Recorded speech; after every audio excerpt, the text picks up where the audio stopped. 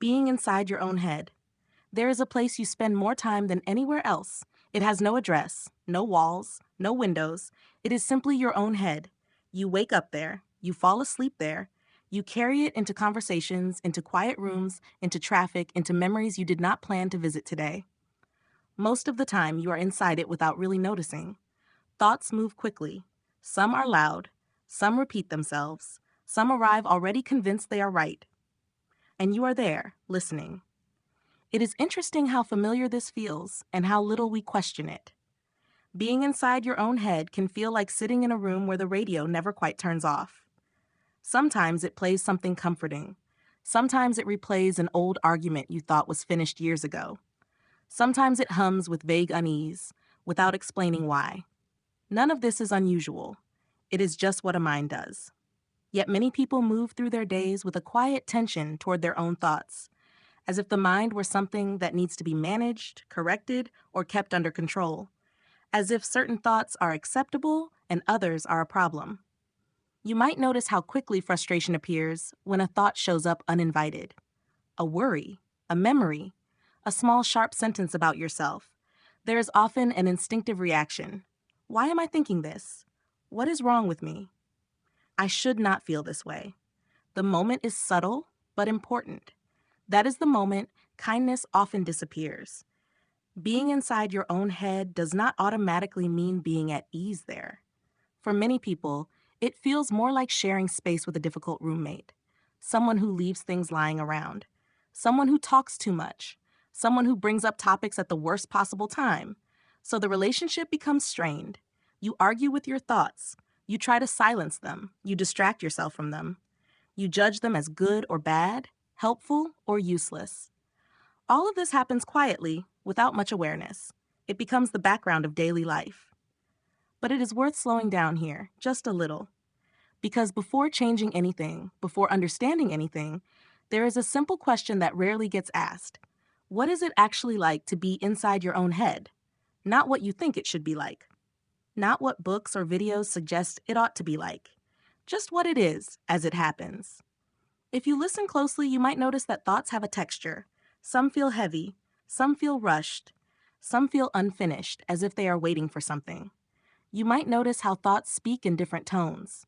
Some sound urgent, some sound critical, some sound strangely familiar, as if borrowed from someone else long ago.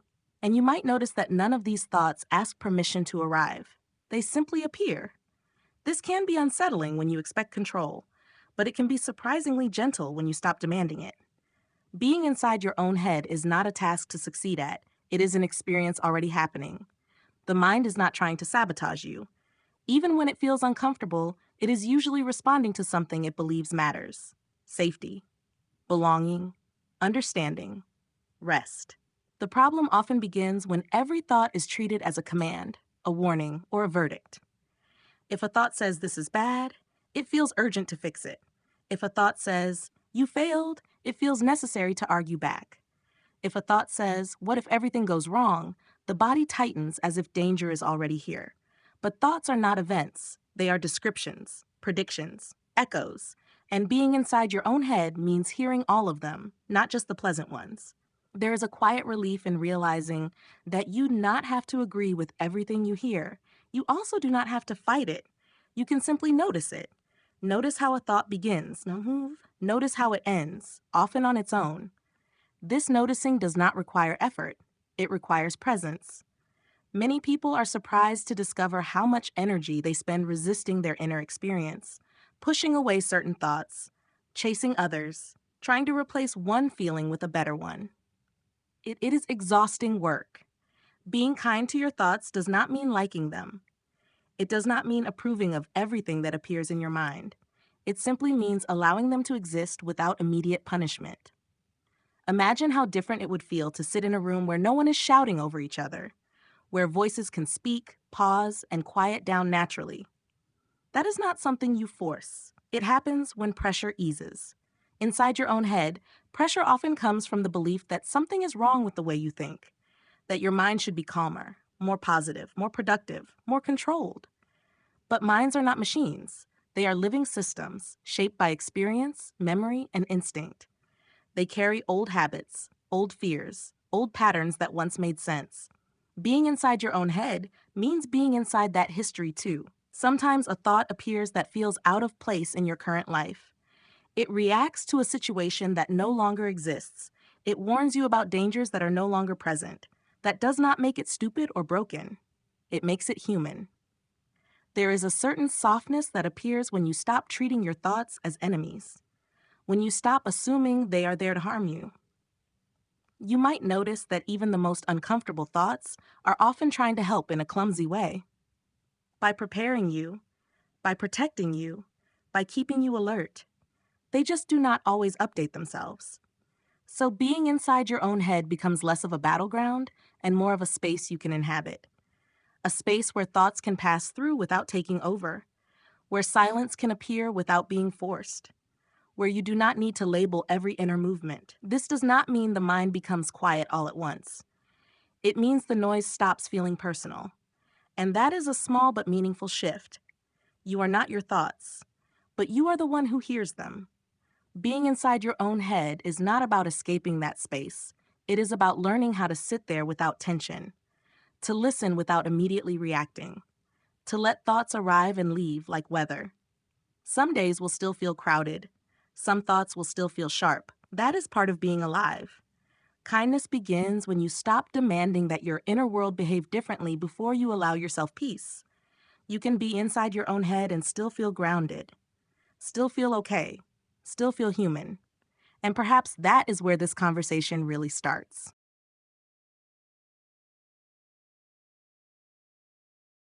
Thoughts are visitors, not owners. There is a quiet assumption many people carry without realizing it, that every thought belongs to them in a permanent way, that if something appears in the mind, it must mean something important, or worse, something true. But thoughts are not as settled as they seem.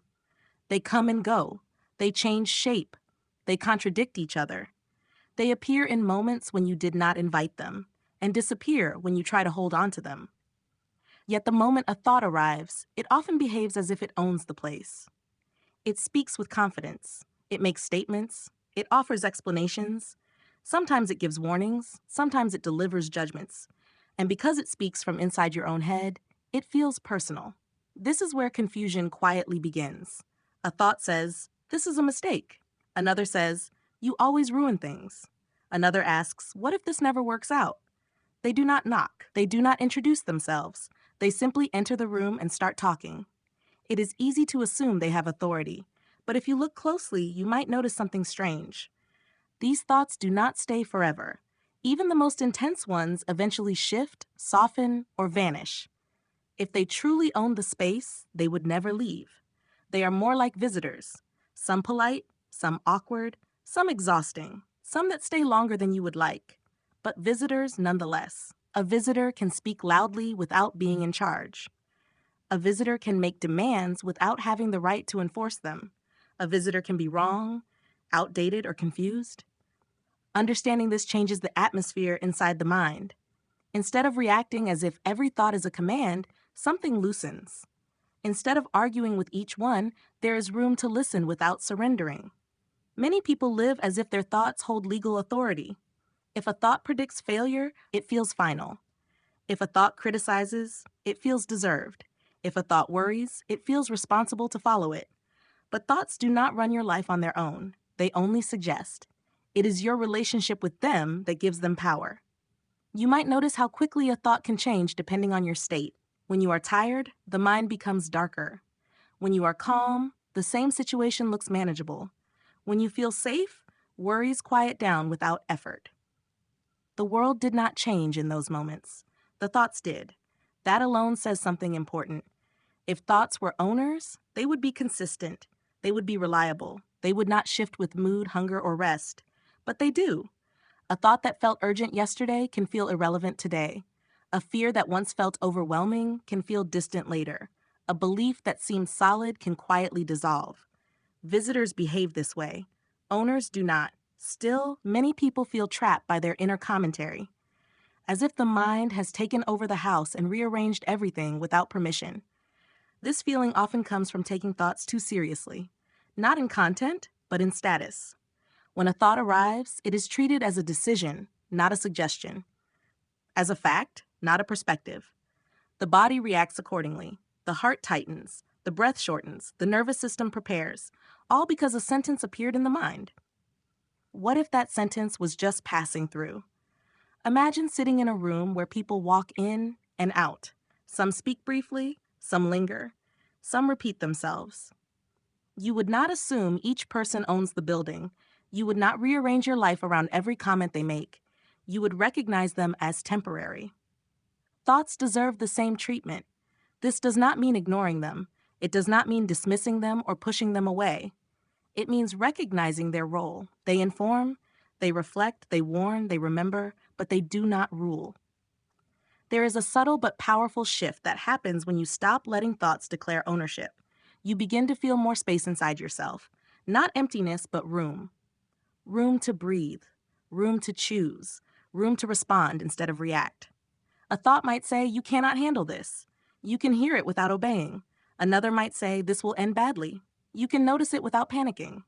Not because you are correcting the thought, but because you are not giving it the keys. This creates a gentler inner environment. Many people are surprised to find that thoughts soften on their own when they are not resisted or obeyed. When you stop wrestling with them, they lose momentum. A thought that is ignored harshly often comes back louder. A thought that is believed blindly takes over, but a thought that is noticed calmly tends to move on.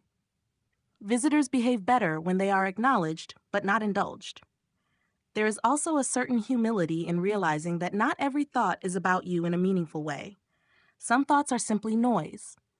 Mental habits, old recordings. They play because they have always played. They do not require analysis. They do not require action. They require recognition. Being kind to your thoughts begins with allowing them to exist without handing over control. You do not need to escort them out. You do not need to argue with them. You can let them sit for a moment. Let them finish speaking. Let them leave. This approach changes the tone of the inner world. Less defensive, less tense. You may still have difficult thoughts. That does not disappear overnight. But their grip loosens. There is a difference between hearing a thought and being owned by it. One is an experience. The other is a burden. When you begin to see thoughts as visitors, you stop building your identity around them. You stop assuming that every inner sentence defines you. A thought might say, "You are not enough." That is a statement, not a verdict. A thought might say, "You always mess this up." That is a habit, not a truth. Visitors speak in absolutes because they do not have to live with the consequences. You do. There is something deeply relieving about reclaiming your space, about realizing that your mind is not a courtroom where every thought must be defended or disproven. It is more like a hallway. Things pass through. Some days the hallway is busy, some days it is quiet, but it is still your space. You are allowed to sit there without reacting to every footstep. This understanding does not require training or discipline. It requires patience. Patience with how the mind works. Patience with how often thoughts repeat themselves. Patience with the urge to take them personally. Over time, you may notice that the mind becomes less aggressive when it is not challenged, less dramatic when it is not believed, less persistent when it is not feared. Visitors eventually leave when they are not entertained. Being kind to your thoughts is not about replacing them with better ones. It is about changing the relationship. You are not evicting the mind. You are simply reminding it who lives here. And in that reminder, something settles. The house feels quieter, not because no one visits, but because no one is pretending to own it anymore. The voice that never rests. There is a sound that follows you everywhere. It is not loud in the usual sense. It does not come from outside. And yet, it is almost always there. It speaks while you are brushing your teeth. It comments while you are walking down the street. It whispers while you are trying to fall asleep. This voice does not need an invitation. It does not wait for the right moment. It simply continues. Most people are so used to it that they barely notice it anymore. It feels like part of the background, like breathing, like gravity. But when you slow down enough to listen, you realize how busy it is. The voice narrates, it evaluates, it compares, it explains what just happened and predicts what might happen next. It rarely rests. This constant inner commentary can feel helpful at times. It plans, it remembers, it helps you avoid obvious mistakes. But it also has a habit of talking when silence would be kinder. It replays conversations long after they end. It sharpens small moments into big meanings. It turns neutral events into personal stories. And because it never fully turns off, it can feel exhausting without you realizing why. Many people believe this voice is who they are, that the stream of commentary equals the self. But that belief quietly creates tension. If every sentence spoken inside the mind is treated as truth, there is no rest, no pause, no space. The voice keeps working because it thinks that is its job. It is trying to keep things together, to make sense of the world, to protect you from uncertainty. Even when it sounds harsh, it usually believes it is helping. A critical voice often thinks it is motivating. A worrying voice often thinks it is preparing you. A doubting voice often thinks it is keeping you safe from disappointment. It does not know when to stop. That is not a failure. It is a habit. The mind learned long ago that constant monitoring felt useful, so it kept going. But usefulness is not the same as kindness. The voice that never rests does not ask whether you need rest. It assumes you need vigilance. This is why many people feel tired even when nothing obvious is wrong. The body may be still, but the mind is on duty. It is quietly reviewing, judging, adjusting. There is something almost mechanical about it, like a radio that keeps scanning stations, never settling. Sometimes it lands on something pleasant. Often it lands on concern. The voice is especially active in moments of stillness. When there is no external distraction, it fills the space. This is why silence can feel uncomfortable. Not because silence is empty, but because the voice becomes more noticeable. It is used to being heard. Trying to silence this voice rarely works. Pushing it away makes it louder. Arguing with it gives it more material. The voice thrives on engagement. What changes things is not force, but awareness. When you notice the voice without trying to control it, something shifts. Not immediately, not dramatically, but gradually. You begin to hear the tone, not just the content. You notice how often it speaks in absolutes, how rarely it pauses. You notice patterns, the same phrases, the same concerns. This noticing does not require analysis. It is more like listening to rain. You do not need to understand every drop. You just recognize that it is raining. The voice that never rests often sounds urgent, even when nothing urgent is happening. It speaks as if everything matters equally. A small mistake receives the same attention as a real problem. A passing thought is treated like a crisis. This lack of proportion keeps the system tense. But again, the voice does not mean harm. It simply does not know how to rest. Rest is something the mind learns through safety, not instruction. When the body feels safe, the voice softens. When the body feels threatened, the voice accelerates. This is why calming the mind by logic alone often fails. The voice does not respond to arguments. It responds to environment and tone. Being kind to your thoughts includes being kind to this voice, not by agreeing with it, not by fighting it, but by recognizing it as a process, not an authority. You might notice moments when the voice goes quiet on its own, when you are absorbed in something simple, when you are watching the sky, when you are laughing without thinking ahead. In those moments, you do not silence the voice. You simply stop feeding it. It rests because it is not needed. This reveals something important. The voice does not control you. It responds to attention. When attention moves away, the voice follows. This means you are not trapped in constant commentary. You are just used to listening. You can still hear the voice without being carried by it. You can let it talk while you remain grounded. This takes patience. The habit of identifying with the voice is old. Sometimes you will notice it and still get pulled in. Sometimes you will argue with it out of reflex. That is part of the process. Kindness here means not turning awareness into another form of pressure, not demanding silence, not judging yourself for thinking.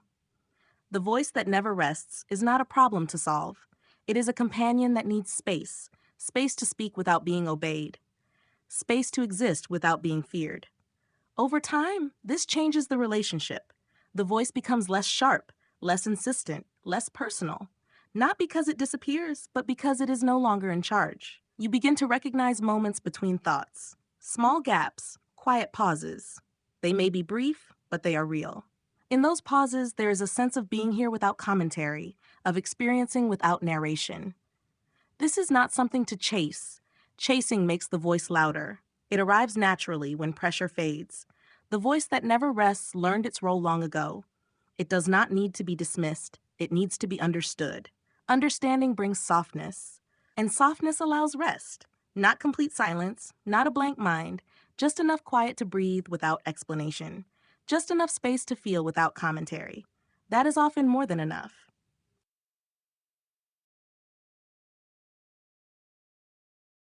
The mind tries to protect you. There are moments when a thought appears and feels sharp. It warns you, it pulls your attention forward, it insists that something could go wrong. The tone may not feel gentle, but beneath it, there is often an attempt at protection.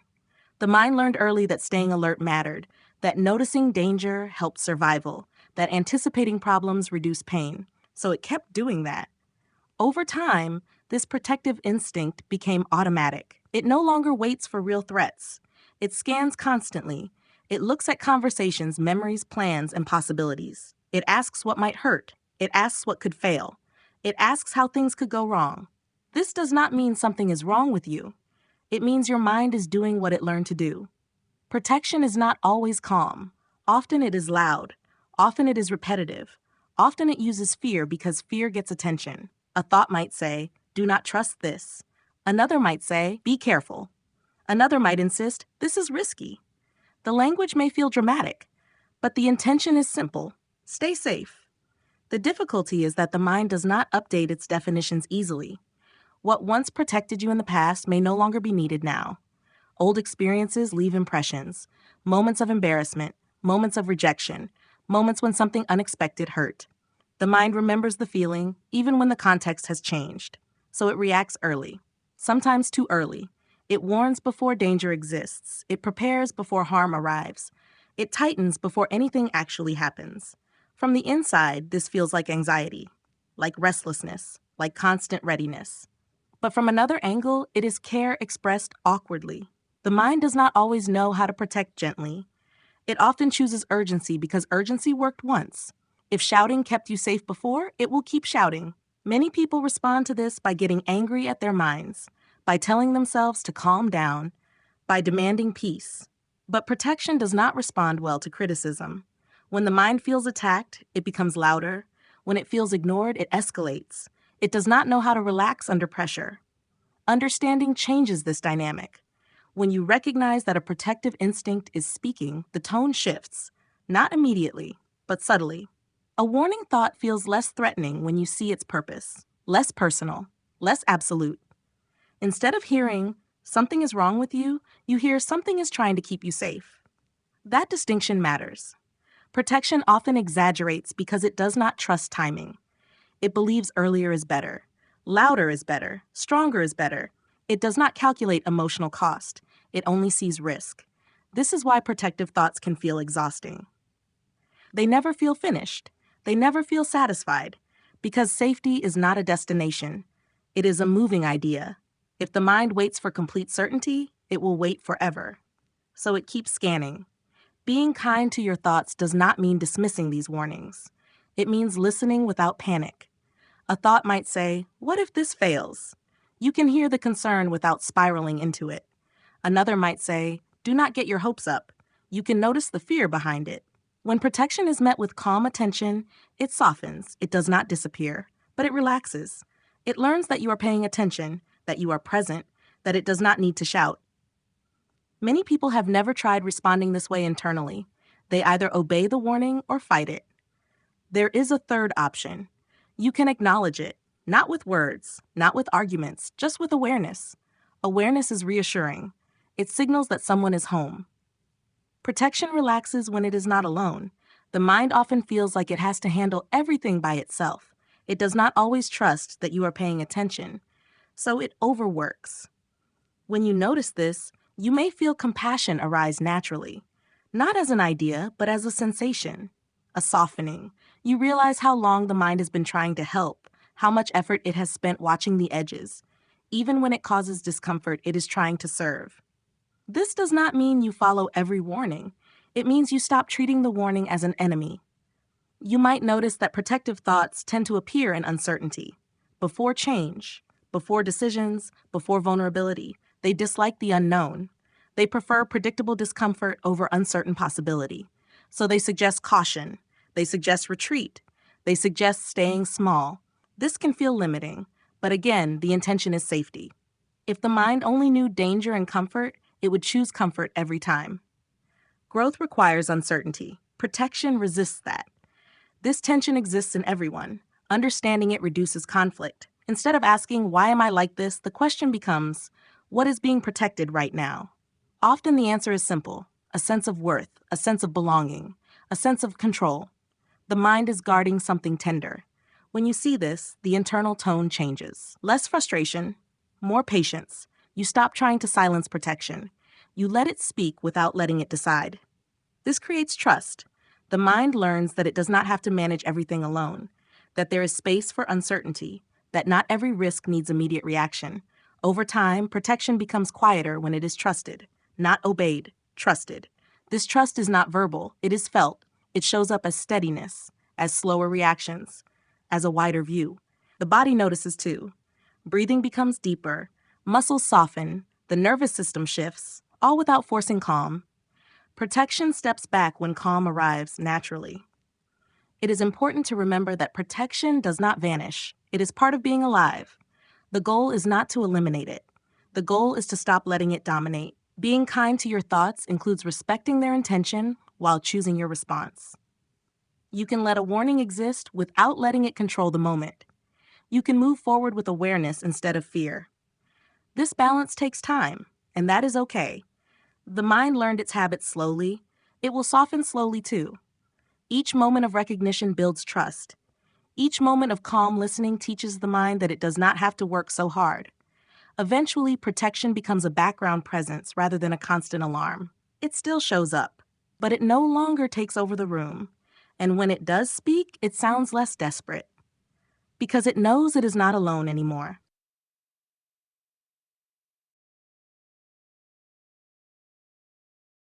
Learning to pause without fixing now. There's a reflex many people share without realizing it. When something feels uncomfortable inside, the mind reaches for a solution.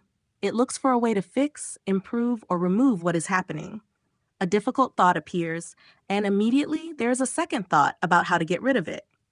An uneasy feeling shows up, and the mind starts planning how to escape it. This happens quickly. So quickly it feels automatic. Pausing is rarely the first response. From an early age, we learn that discomfort means something needs correction. If something hurts, it should stop. If something feels wrong, it should be made right. This logic works well for many things in the outside world: a broken object, a missed step, a practical problem. But the inner world does not follow the same rules. Thoughts and feelings do not respond well to urgency. They do not soften when rushed. They do not resolve when pressured. Often, they tighten. Learning to pause without fixing is not intuitive. It goes against years of habit. It can even feel irresponsible at first. The mind might say, if I do not deal with this now, it will get worse. It might warn, you are wasting time. It might insist, this needs an answer. But pausing is not avoidance. It is presence. There is a difference between ignoring something and allowing it to be there without interference. Most people have never tried the second option. When a thought appears that feels unpleasant, the instinct is to analyze it. Where did this come from? What does it mean? How do I stop it? This analysis feels productive. It feels like engagement, but often it keeps the thought active. The mind stays busy because it believes it is solving something, but nothing actually changes. Pausing interrupts this cycle, not by suppressing the thought, not by replacing it, simply by not doing anything with it. This kind of pause feels strange at first. The mind expects a response. When none comes, it becomes louder for a moment. This does not mean pausing is failing. It means a habit is being interrupted. Habits resist change. The pause does not need to be long. It can be brief, almost unnoticeable. A moment where you notice the thought without moving toward or away from it. In that moment, something subtle happens.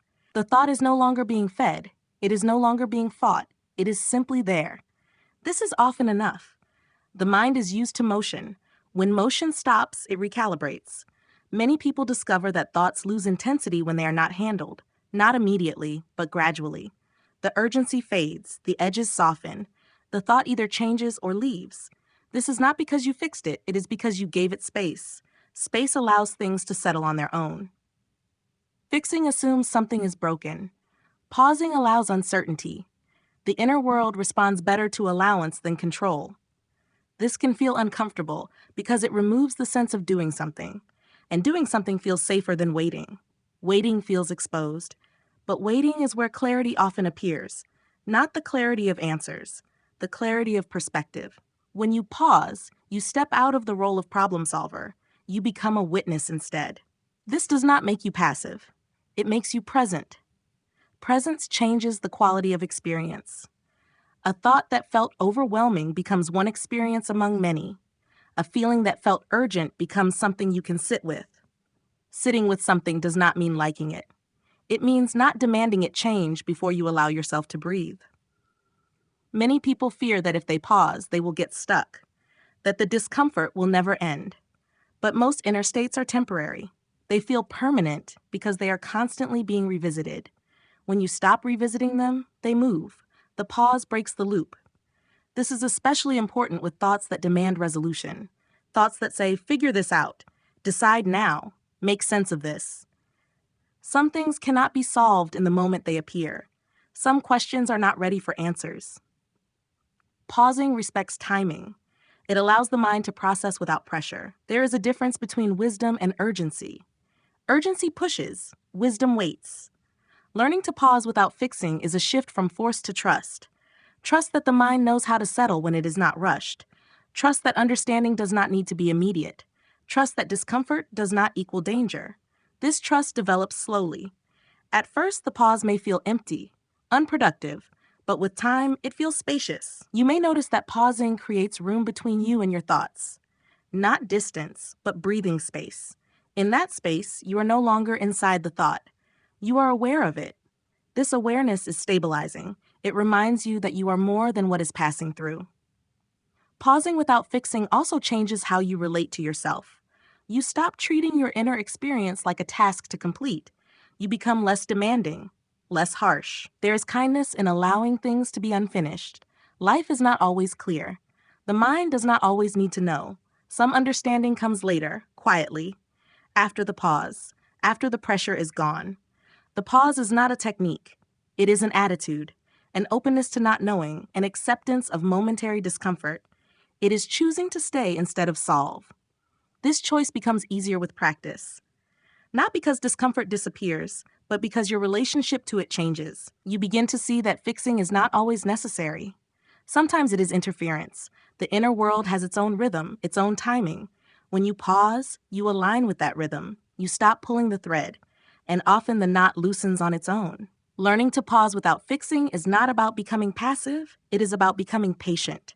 Patient with your thoughts, patient with your feelings, patient with yourself. This patience is not resignation. It is respect.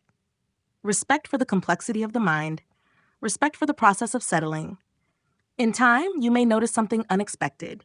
The urge to fix becomes less intense. The pause becomes more natural, and the mind begins to trust that it does not need constant correction. It can simply be, and that quietly changes everything.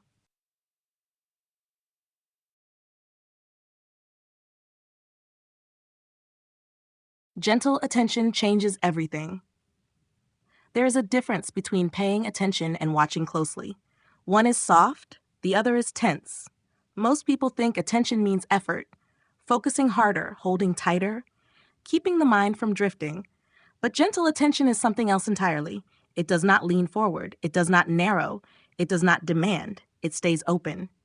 When attention is gentle, it feels more like listening than inspecting, more like allowing than controlling. This kind of attention is rare because it is unfamiliar. We are used to effort. We are used to fixing, correcting, improving. Gentle attention feels almost too simple to matter, and yet it changes the entire experience of being inside your mind. When a thought appears and you meet it with force, it reacts. It defends itself. It repeats. It grows sharper. When a thought appears and you meet it with indifference, it feels dismissed. It often returns louder. But when a thought appears and meets gentle attention, something unexpected happens. It softens. Not because it was persuaded, not because it was defeated, but because it was seen. Gentle attention does not interrogate. It does not ask why the thought is there. It does not ask what it means. It simply notices. Notice is a quiet word, but it carries weight. To notice a thought is to let it exist without resistance, without urgency, without judgment. This noticing removes pressure. Pressure is what keeps many inner experiences tense. The pressure to understand, the pressure to change, the pressure to get somewhere else mentally. Gentle attention lifts that pressure. You might notice that when attention is soft, thoughts lose their edge. They still appear, but they do not demand the same response. They pass more freely. This is not because they are unimportant. It is because they are no longer being amplified. Attention amplifies what it touches. Harsh attention amplifies tension. Gentle attention amplifies clarity. Clarity does not always mean answers. Often it means calm. When the mind feels watched closely, it becomes performative. It tries to explain itself.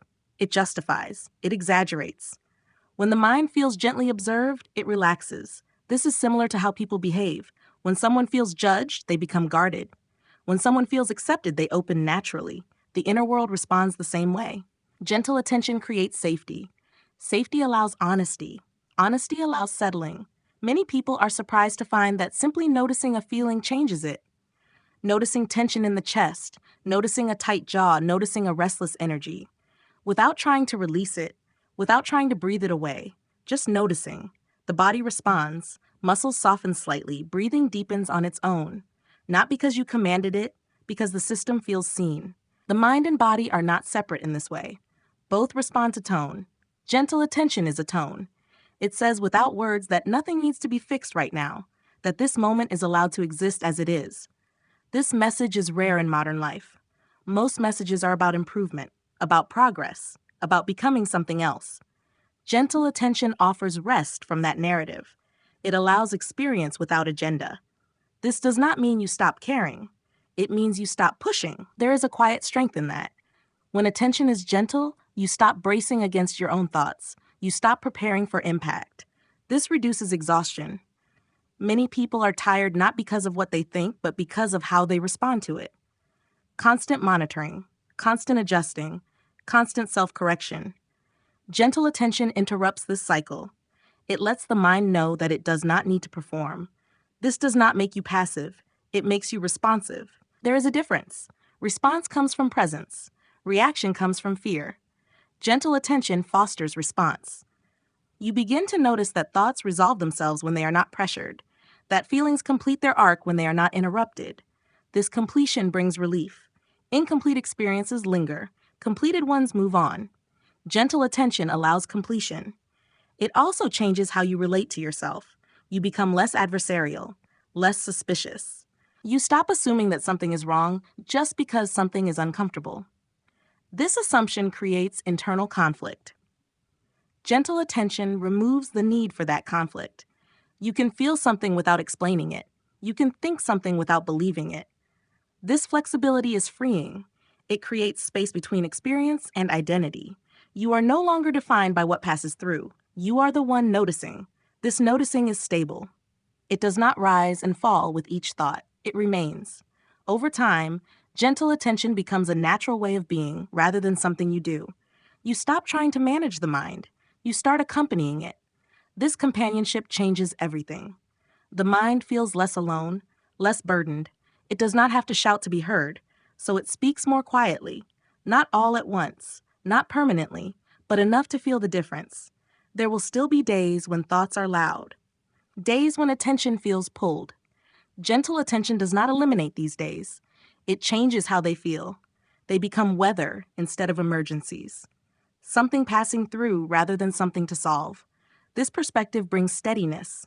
Steadiness allows trust. Trust allows softness. And softness allows the mind to settle in its own time. Gentle attention is not dramatic. It does not announce itself. It works quietly. But once you notice its effect, it is hard to forget because it does not add anything to your experience. It removes what was never needed. Pressure, urgency, self-conflict. What remains is a quieter relationship with your thoughts, one where you can be present without effort, one where being kind is not something you try to do. It is simply how you pay attention.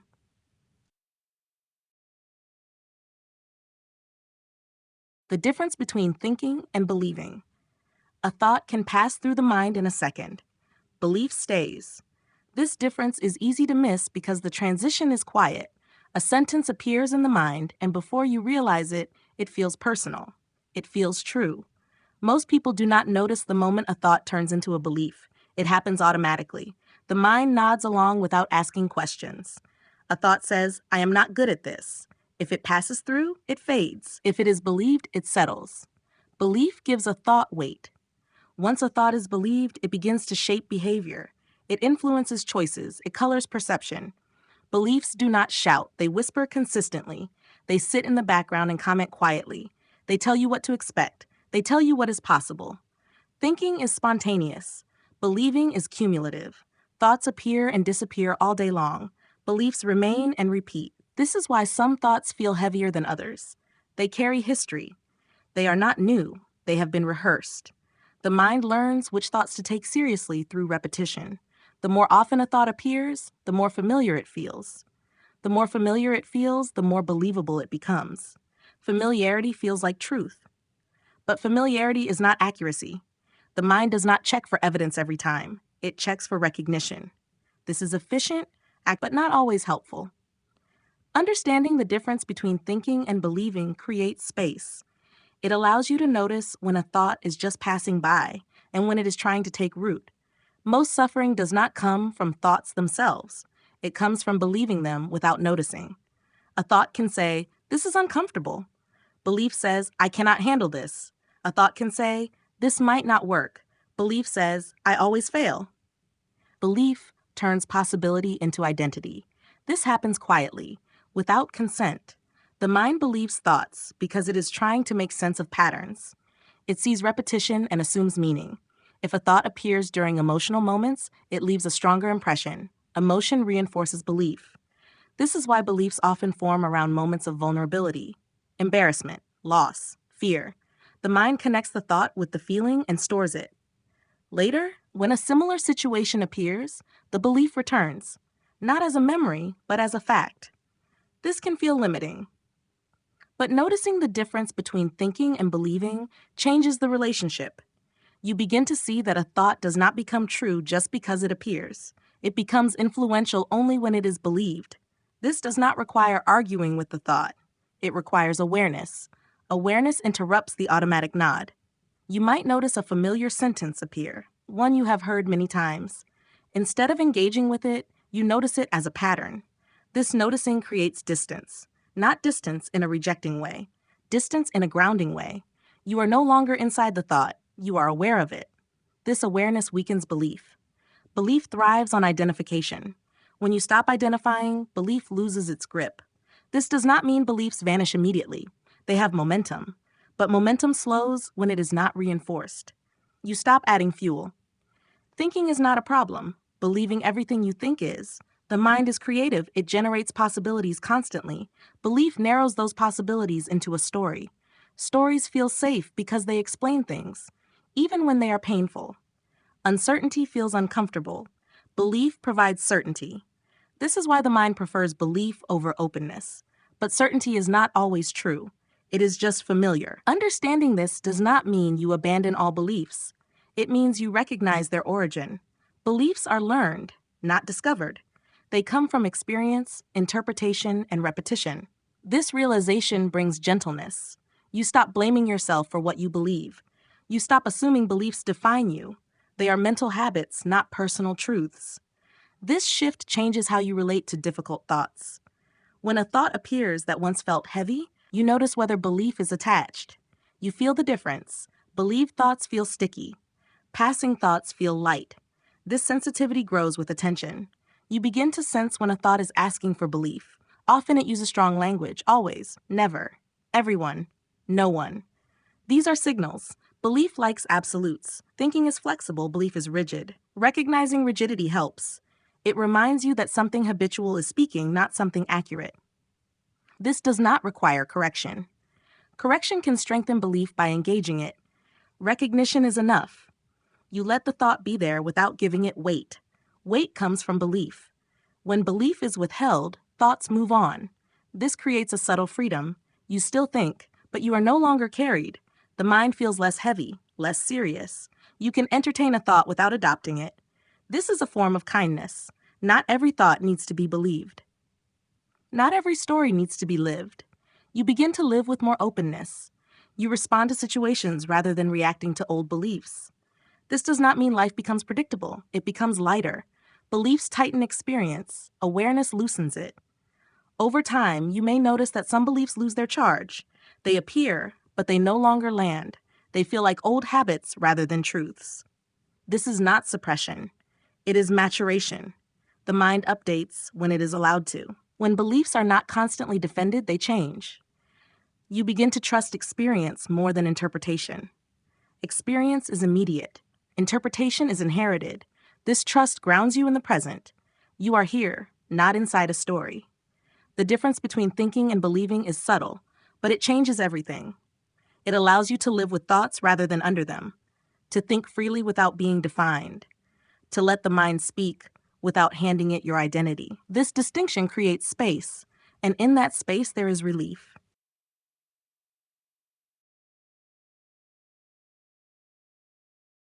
Old thoughts and new moments. Sometimes a thought appears that feels out of place. It reacts strongly to something small. It brings a heaviness that does not match the moment. You might be standing in a familiar room, talking to someone you trust, doing something you have done many times before. And yet, the mind tightens. A sentence appears that feels old, not just familiar, but worn, as if it has been waiting. These are not new thoughts responding to new situations. They are old thoughts entering new moments. The mind does not experience time the way the calendar does. It stores impressions, not dates, feelings, not timelines. So when something in the present resembles something from the past, even slightly, the mind responds as if the past is happening again. A tone of voice, a pause, a look, that is often enough. The old thought steps forward, ready to protect, explain, or judge. This can feel confusing. You might wonder why such a strong reaction appeared out of nowhere, why something small suddenly feels heavy. But it did not come from nowhere. It came from memory. Not memory as a story, but memory as sensation. The mind remembers how something felt, even when the details are gone. It remembers embarrassment. It remembers rejection. It remembers uncertainty. And it tries to prevent those feelings from returning. So it brings old thoughts into new moments. These thoughts are not accurate reflections of the present. They are echoes. Echoes sound real. They carry familiar tones. But they are not the original sound. When an old thought appears, it often speaks with confidence. It assumes it knows what is happening. It says, "This will end badly. You should be careful. You know how this goes." But the situation is not the same. Only the feeling is similar. This distinction is easy to miss when emotions are involved. The body responds before the mind catches up. Tension appears, breathing changes, and the thought feels justified. Understanding this pattern brings softness. Instead of asking, "Why am I reacting like this?" you might notice this feels familiar. Familiar does not mean true. It means remembered. Old thoughts often arrive with urgency because they come from moments that once felt overwhelming. They learned that early reaction felt safer than waiting. So they do not pause. They jump in. This does not make them wrong. It makes them outdated. The mind does not automatically update its assumptions. It repeats what once worked. It needs time and safety to learn something new. Being kind to your thoughts includes recognizing when a reaction belongs to another time, another version of you, another context. You are not regressing. You are remembering. This remembering is not a failure. It is part of being human. Everyone carries traces of earlier experiences. Everyone has thoughts that learned their lines long ago.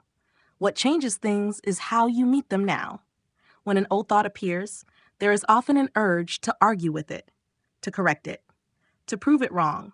But arguing keeps the thought in the present. It gives it relevance. Sometimes simply noticing its age is enough.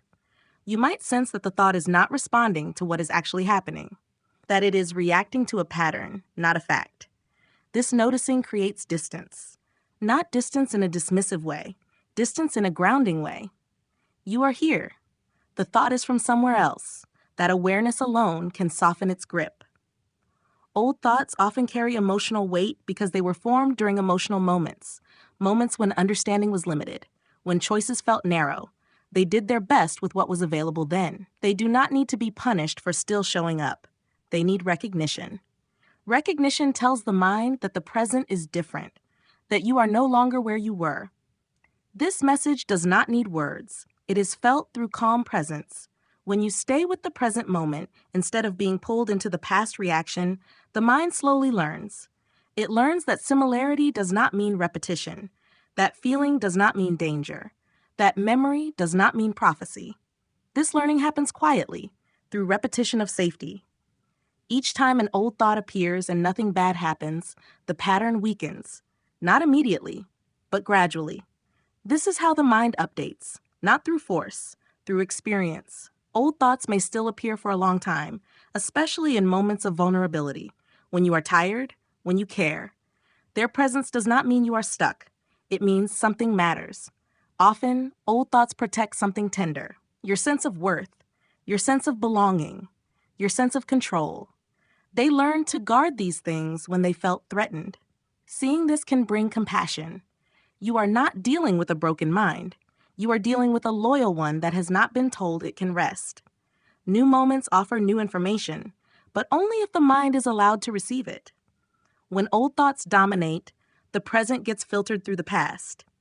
But when you notice the difference, the present comes back into focus. You see what is actually here, not what once was. This clarity does not erase memory. It places it in context. You are no longer living inside the echo.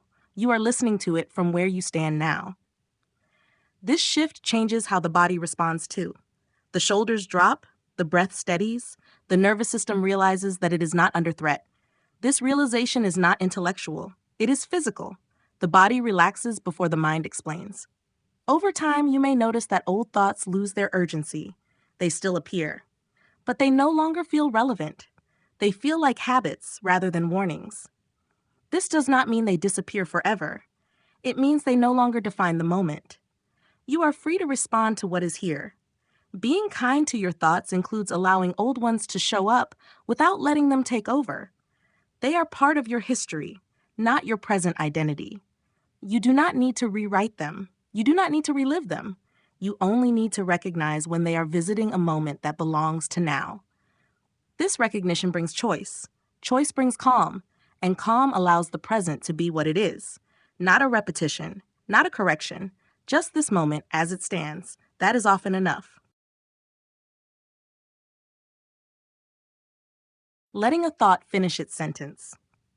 Most thoughts do not arrive complete. They begin somewhere in the middle, a fragment, a tone, a sense of direction, and then the mind rushes to intervene. It interrupts, it reacts, it answers before the thought has finished speaking.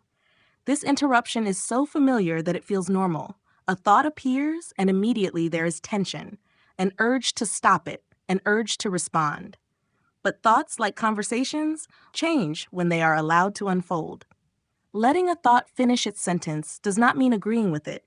It means allowing it to express itself fully without interference. This is unfamiliar territory.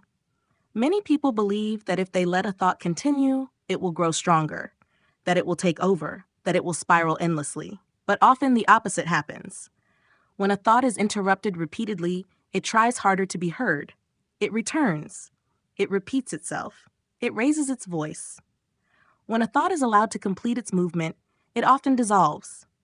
The mind is not always seeking attention. Sometimes it is seeking completion. Completion brings relief. A thought that is cut off stays unfinished. An unfinished thought lingers. This is why certain thoughts repeat for years. They were never allowed to finish. Instead, they were fought, dismissed, distracted away from. The interruption became part of the habit. Letting a thought finish its sentence is not an active process. It is a lack of interference. You notice the thought. You do not jump in. You do not follow it. You do not correct it. You allow it to move at its own pace. This can feel uncomfortable at first. The mind expects resistance. When it does not arrive, there is a pause. In that pause, the thought reveals its nature. Some thoughts run out of energy quickly. They fade once they are not resisted. Others reveal that they are built on repetition rather than substance. They say the same thing in slightly different ways. Seeing this clearly changes the relationship. You stop assuming that every thought has depth. Some are shallow loops. Loops feel convincing because they repeat, but repetition is not meaning. Allowing a thought to finish shows you whether it has somewhere to go. Many do not.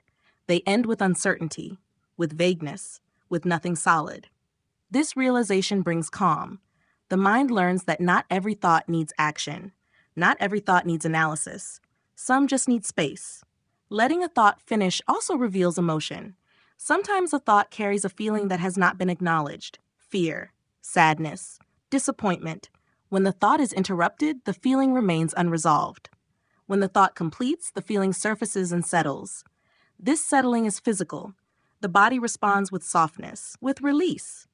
Completion brings coherence. The mind does not like fragmentation. Interrupted thoughts fragment experience. Allowing completion restores flow. This does not mean you sit passively through endless thinking. It means you do not rush to interfere. There is a difference. Interference creates struggle. Allowance creates movement. Movement leads to endings. Letting a thought finish its sentence requires trust. Trust that the mind is not your enemy. Trust that thoughts are temporary processes. This trust grows through experience. Each time you allow a thought to complete and notice that nothing terrible happens, trust increases. The urge to interrupt weakens. You become less reactive. This changes the tone of the inner world. Thoughts feel less threatening, less urgent. They begin to feel like weather rather than commands. Letting a thought finish also changes how you listen. You stop listening for danger. You start listening for completion. This subtle shift reduces anxiety. Anxiety thrives on interruption, on partial information, on unresolved loops. Completion disrupts that cycle. The mind relaxes when it feels heard. Heard does not mean obeyed. It means acknowledged. Acknowledgement does not require agreement. You can hear a thought fully without believing it. This distinction matters. A thought might say, "This will not work." You let it speak. You notice how it ends. Often it ends without evidence, without conclusion. Seeing this directly weakens its authority. Belief often forms when a thought is cut off mid-sentence and filled in with fear. Completion removes the need for imagination. You see the thought as it is, incomplete. This brings perspective. The mind becomes less dramatic when it is not interrupted. It does not need to escalate. It does not need to shout. It speaks and moves on. Over time, thoughts become shorter, less repetitive. Not because you control them, because they no longer need to push. Letting a thought finish its sentence also builds patience. Patience with uncertainty. Patience with discomfort. You stop demanding immediate clarity. You allow the mind to find its own resolution. This patience is stabilizing. It reduces the sense of inner pressure. Life feels less rushed internally. Moments feel more complete. You are no longer constantly cutting yourself off. This changes how you experience silence too. Silence becomes a natural pause rather than a forced absence. It appears between thoughts without effort, not because you created it, because nothing interrupted the flow. The mind rested when it was allowed to complete itself. This rest is subtle but real. It does not feel like emptiness. It feels like space. Space where you are present without commentary. Letting a thought finish its sentence is a form of respect. Respect for the mind's process. When respected, the mind softens. It becomes less defensive. It trusts that it does not need to fight for attention. This trust changes everything. You are no longer battling your thoughts. You are accompanying them. They come, they speak, they leave. You remain. That rhythm is natural. It was always there. It was just interrupted too often. When you stop interrupting, the mind remembers how to settle. And in that settling, there is relief.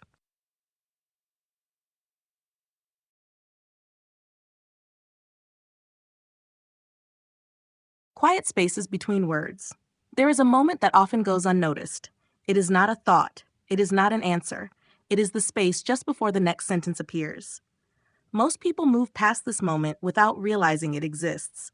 The mind is trained to follow words, to listen for meaning, to wait for the next idea. But between one thought and the next, there is often a small pause, a gap, a quiet space. This space is not empty in a dramatic way. It does not announce itself. It is gentle, almost fragile. And because it is quiet, it is easy to overlook. The mind prefers content. It prefers stories, explanations, plans. Words feel solid. Silence feels uncertain. So the mind fills it quickly. Another thought arrives. Another sentence forms. The gap closes. But when you begin to notice these quiet spaces, something changes. You realize that thinking is not continuous in the way it feels. It comes in waves. There is a beginning, a middle, an end. And then, briefly, nothing. That nothing is not a failure of the mind. It is part of its rhythm. Quiet spaces are where thoughts rest. They are not created by effort. They appear naturally when nothing is being forced. Many people believe silence must be achieved, that the mind must be trained or controlled to become quiet. But silence is already there. It is just overlooked. The pressure to think covers it. When you stop pushing for answers, the space appears on its own. This can feel surprising. You might notice a moment where no thought is present, even for a second. And instead of feeling empty, it feels calm. The body relaxes. The breath deepens. Nothing is missing. Quiet spaces do not ask for attention. They do not compete with thoughts. They exist underneath. When attention softens, they become noticeable. These spaces are not special states. They are ordinary moments of mental rest. The mind moves through them all day long. Between sentences, between reactions, between memories. But because they do not carry content, they are rarely acknowledged. Noticing them changes your relationship with thinking. You stop believing that you are trapped inside constant noise. You realize that quiet is already part of your experience. It does not need to be invited. It arrives when pressure leaves.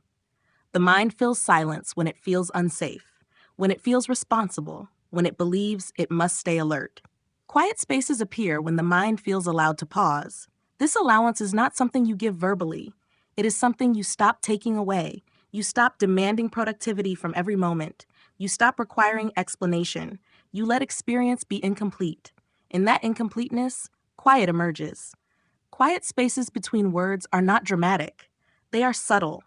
They do not feel like enlightenment. They feel like relief. A moment without commentary, without interpretation. Just being. These moments can feel unfamiliar at first. The mind might rush to fill them. This is habit, not necessity. With time, the mind learns that silence is safe. It does not disappear. You are still here. Nothing bad happens when there is nothing to think. This learning is gradual. The mind tests the space, steps into it, steps out again. Each time it returns safely, trust builds. Trust allows longer pauses, not long in minutes, long in feeling, a sense of ease. Quiet spaces do not require focus.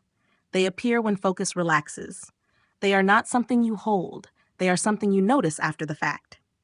You realize suddenly that there was a moment without thought, and that realization does not break the silence. It just acknowledges it. This is different from trying to stop thinking. Trying creates effort. Effort creates tension. Tension creates more thoughts. Quiet spaces arise without effort. They are what remains when effort ends. In these spaces, identity softens. You are not narrating yourself. You are not evaluating. You are present without description. This presence is grounding. It does not feel exciting. It feels stable. The mind rests here, even briefly. Rest does not need to be long to be effective. A few seconds of mental rest can change the tone of the entire moment.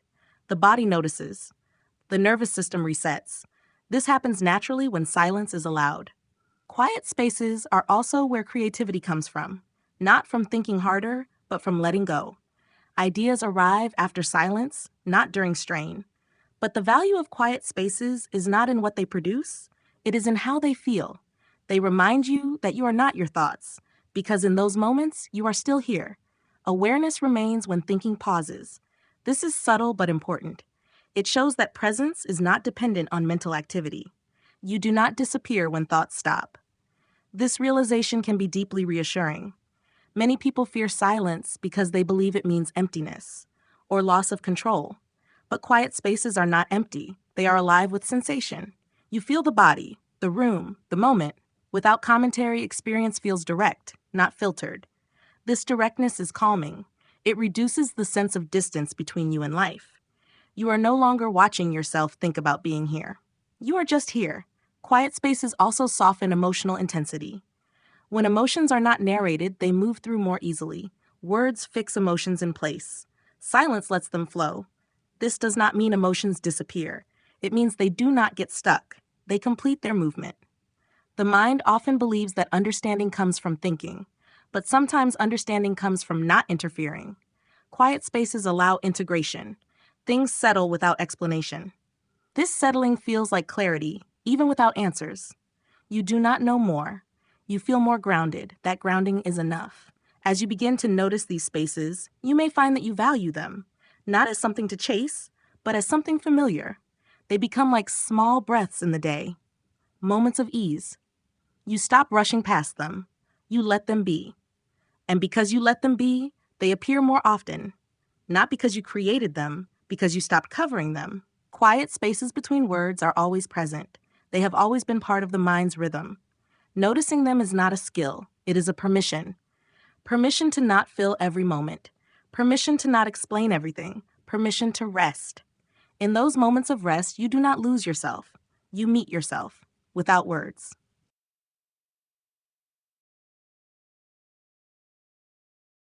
Trusting the mind to soften on its own. There is a moment when effort quietly becomes the problem. Not obvious effort, but the subtle kind that lives underneath. The effort to stay calm, the effort to think correctly, the effort to manage what appears in the mind. Most people do not realize how much they are trying to control their inner world. It feels responsible. It feels necessary. But constant effort creates tension. The mind senses that it is being managed, watched closely, adjusted. And when something is managed too tightly, it resists. This resistance shows up as more thoughts, more urgency, more noise. The mind is not being difficult. It is reacting to pressure. Trusting the mind to soften on its own requires letting go of this pressure, not all at once, not dramatically, just enough to stop interfering. This idea can feel uncomfortable. Trust sounds passive, like giving up. But trust is not absence of care. It is a different form of care. It is believing that the system knows how to return to balance when it is not forced. The mind has always had this ability. You see it when you fall asleep. You do not command sleep, you allow it. You see it when laughter fades naturally, when focus returns after distraction, when worry loosens after reassurance. These shifts happen without instruction. They happen because the system is self-regulating. The problem arises when the mind is treated like something that needs constant supervision. Supervision creates self-consciousness. Self-consciousness creates tension. Tension keeps the mind alert. Trust allows the mind to stand down. This does not mean you stop noticing. It means you stop correcting. You stop assuming that every thought needs management. You stop bracing against your own experience. This shift is subtle. It shows up as less urgency to change what is happening internally, less need to label or explain. You begin to allow thoughts to rise and fall without commentary. At first, the mind may test this trust. It may grow louder. It may bring up old concerns. This is not failure. It is habit adjusting. The mind has learned that being loud keeps attention. When attention relaxes, it tries once more. If the trust remains, the mind softens, not instantly, but steadily. This softening feels like space opening. Thoughts slow down, their edges blur. They feel less personal. This is not because you controlled them. It is because you stopped interfering. The mind relaxes when it does not feel judged. Judgment creates defensiveness. Defensiveness creates noise. Trust removes the need for defense. There is a kindness in trusting the mind. It says, without words, you do not have to perform. This message is rare. Most internal messages are about improvement, about doing better, about fixing. Trust says, you are allowed to settle. When the mind receives this message, it responds. It does not need to prove itself. It does not need to stay alert. It can rest. This rest is not emptiness. It is ease. Ease feels unfamiliar at first. The mind may look for something to do, but when nothing is required, ease remains. You may notice that in this state, clarity arises naturally, not as a thought, as a feeling, a sense that things are okay. This does not mean problems disappear. It means they are no longer amplified. Trusting the mind does not mean ignoring challenges. It means responding without panic. When the mind softens, response becomes clearer. You see what needs attention without urgency. This is a different quality of awareness. It is not scanning for threats. It is noticing what is present. This quality is stable. It does not fluctuate as much with mood. Trust also changes your relationship with silence. Silence no longer feels like something to fill. It feels like a place to rest. The mind is comfortable there. This comfort grows over time. Each moment of non-interference teaches the mind that it is safe to slow down. Safety is the key. The mind does not soften because it is instructed. It softens because it feels safe. Trust creates safety, not dramatic safety.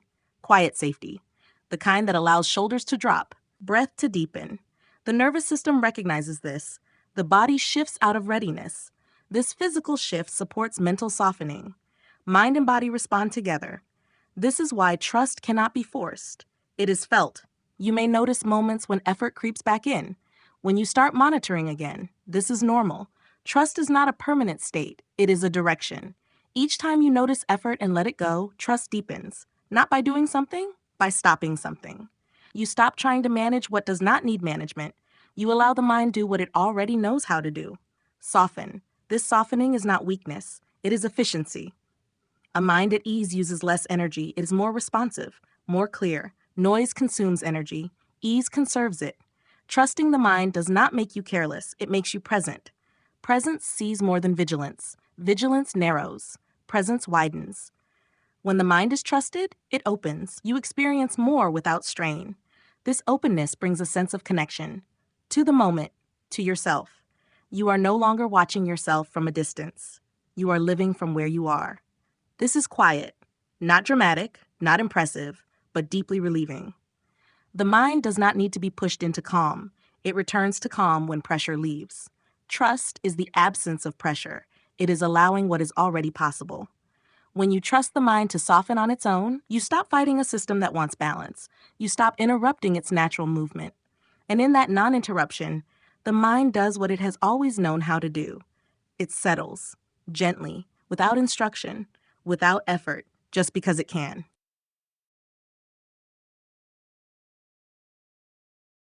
Ending the day without arguing with yourself. The day rarely ends cleanly. It trails off. Moments overlap. Thoughts linger. Conversations echo longer than they should. By the time evening arrives, the mind is often still moving, reviewing, replaying, revising. The body may be ready to rest, but the mind wants a closing statement. It wants to make sense of what happened, what went well, what should have gone differently. This is where many people begin to argue with themselves. A thought appears about something said earlier. Another thought responds with criticism. A third adds justification. The inner conversation tightens. Sleep waits nearby, but tension keeps the door closed. Ending the day without arguing with yourself does not mean ignoring the day. It means changing how you meet it. The mind believes it needs resolution before rest. But resolution does not always come from analysis. Often it comes from allowance. Allowance that the day was incomplete, that some things remain unresolved, that not every moment needs correction. The habit of evening self-argument comes from a desire to improve, to do better next time, to avoid repeating mistakes. The intention is not harmful, but the timing is. Night is not a good place for self-correction. The mind is tired, perspective is narrow, thoughts become harsher as energy fades. What felt manageable during the day can feel overwhelming at night. This is not truth revealing itself. It is fatigue speaking. Understanding this changes the tone. When you recognize that nighttime thoughts are not reliable narrators, you stop taking them so seriously. You can hear them without engaging. This is not avoidance. It is discernment. The mind at the end of the day is not seeking answers. It is seeking rest.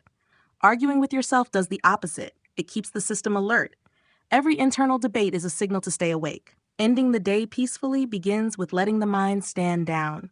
Not by forcing sleep, not by silencing thoughts, by not responding. When a thought about the day appears, you notice it. You do not follow it. You do not correct it. You let it pass. This can feel unsatisfying at first. The mind wants closure, but closure does not always come in words. Sometimes it comes in acceptance. Acceptance that the day happened as it did, that you did what you could with what you had. This acceptance is not an idea. It is a posture, a softening. You stop leaning into the day. You stop pulling it apart. You let it be. The body responds quickly to this shift. Breathing slows, muscles release. The nervous system recognizes that the work is over. The mind follows, not immediately, but naturally. Thoughts slow down when they are not engaged. They lose momentum. The inner debate fades. Ending the day without arguing with yourself also means recognizing when the mind is revisiting old material.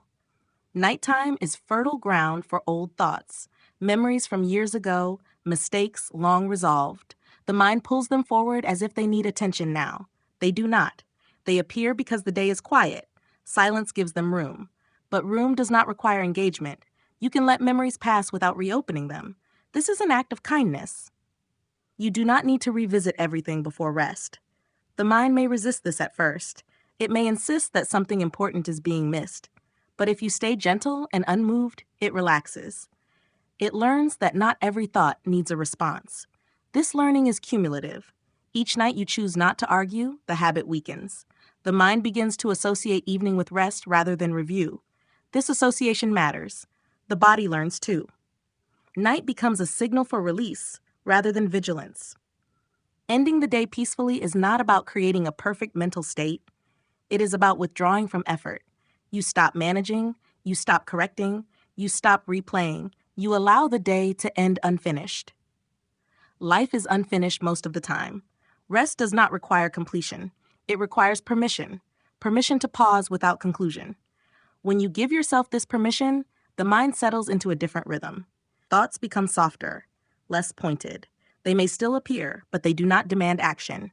You are not trying to solve your life at night. You are allowing it to rest. This distinction is important. Night is not for understanding. It is for release. Understanding can wait. The day has already passed. No amount of argument will change it. Letting go of the need to improve the past is deeply relieving. You feel the weight lift. The mind is no longer carrying the entire day forward. It sets it down. Sleep becomes possible. Not because thoughts disappeared, but because they lost their urgency. Ending the day without arguing with yourself is a form of trust. Trust that nothing essential will be lost by resting.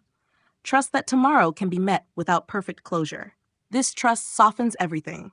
You stop judging yourself for what you did not finish, for what you did not say, for what you did not handle perfectly.